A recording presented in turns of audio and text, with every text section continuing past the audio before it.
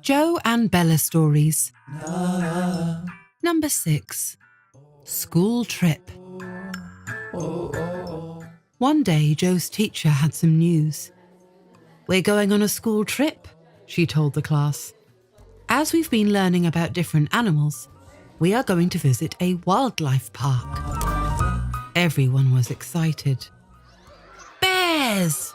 yelled Finn at playtime. "Rhinos!" "Leopards!" shouted Joe.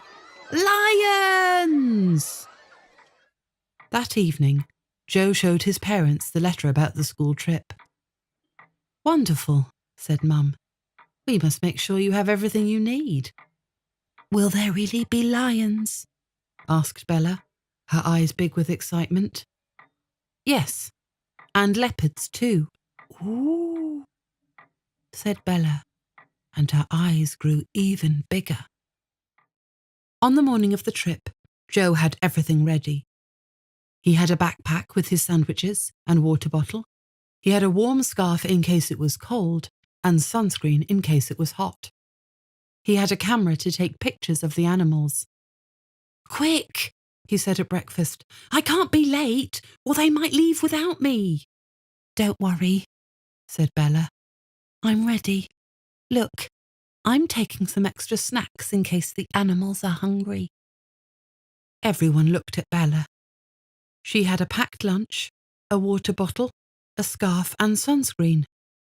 She thought she was going to the wildlife park too.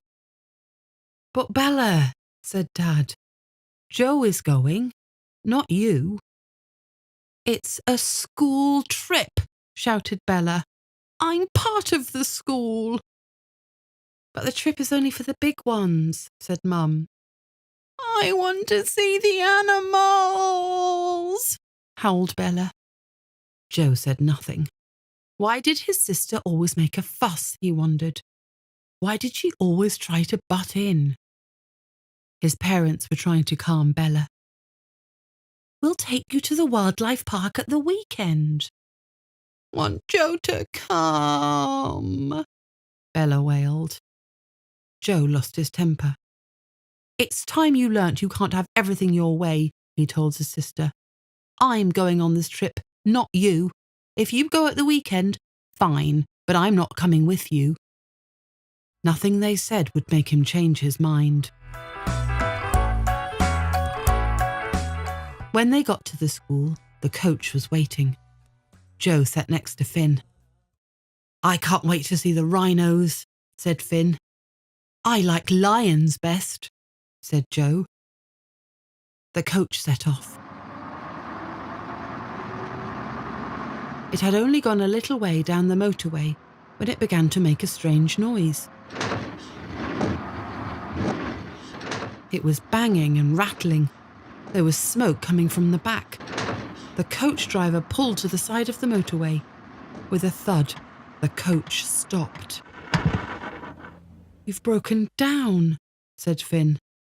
The driver phoned the breakdown service. At first it was exciting, but after a while everyone began to get bored. "This is no fun," grumbled Finn. Finally the breakdown truck arrived, but it couldn't fix the coach. They waited and waited. At last a new coach came. Everyone had to climb off the first coach and onto the second one. They were all bored and hungry by now. When they got to the wildlife park, it was very busy. There were lots of school groups already there. They had to wait in line at the gate. When they finally got in, it was lunchtime. Their teachers made them sit and eat their sandwiches before they could see the animals. "At this rate, we won't see anything," said Joe. "I'm afraid we haven't very long," said the teacher. "You must all be back at the coach in an hour." Finn wanted to see the rhinos, and Joe wanted to see the lions. Finally, Joe won, and they rushed to the big cat enclosure. Joe had a horrible shock. There was a barrier with a sign. It said, "Due to cleaning, the big cat enclosure is closed today." Oh well, said Finn. We've got time to look at the rhinos if we run. Joe was very quiet all the way back to school.